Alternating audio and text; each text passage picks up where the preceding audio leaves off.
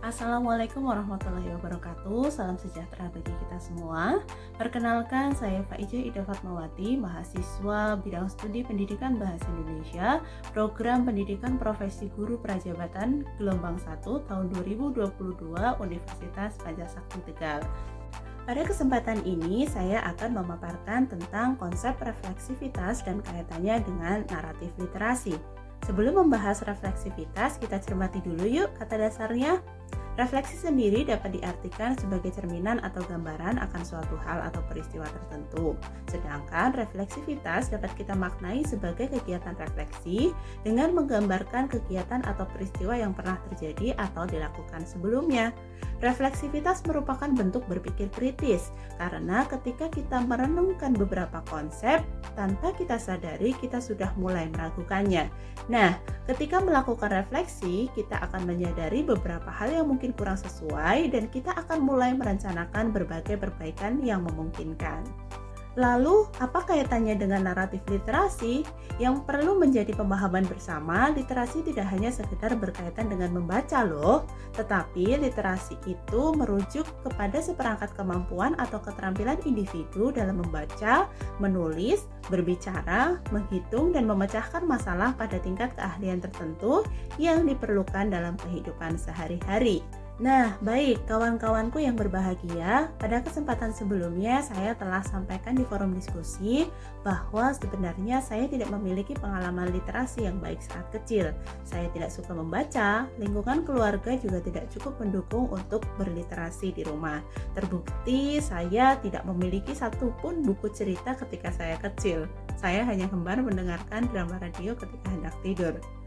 Keinginan untuk membaca justru lahir karena keterpaksaan ketika saya mulai kuliah. Saat belajar mata kuliah apresiasi karya sastra, saya dituntut untuk membaca sekian buku dalam kurun waktu yang cukup singkat.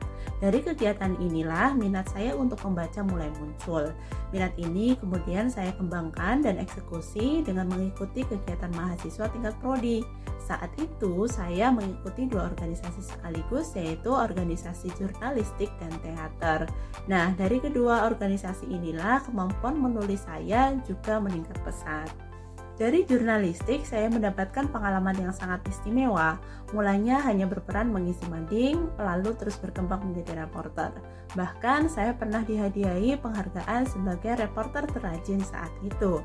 Nah, penghargaan ini juga telah memantik keinginan saya untuk tidak hanya menulis berita internal di lingkungan organisasi saja.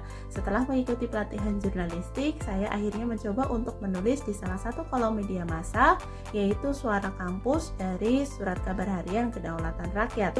Beberapa kali tulisan saya dimuat di sana. Tidak hanya itu, hal yang membanggakan lain adalah saya dapat uang saku dari universitas karena menghasilkan tulisan di media massa.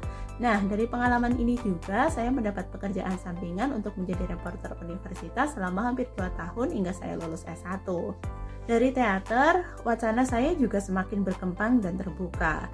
Saya banyak bergaul dengan berbagai komunitas di luar kampus. Saya mulai banyak mengikuti kegiatan diskusi sastra hingga menikmati berbagai pertunjukan. Saya juga pernah berkesempatan untuk mengelola pertunjukan dan lain sebagainya. Namun, hal yang paling berkesan selama saya aktif di teater, saya hanya sekali berkesempatan untuk menjadi aktor. Saya lebih sering berproses di belakang panggung sebagai sekretaris, sebagai tim artistik, sebagai stage manager, dan lain sebagainya. Meski demikian, saya tetap menikmati setiap proses yang saya lakukan. Keterpaksaan berikutnya adalah ketika saya juga harus mengerjakan tugas membuat karya sastra. Dari kegiatan ini, kami berhasil untuk menerbitkan beberapa antologi puisi dan antologi biografi.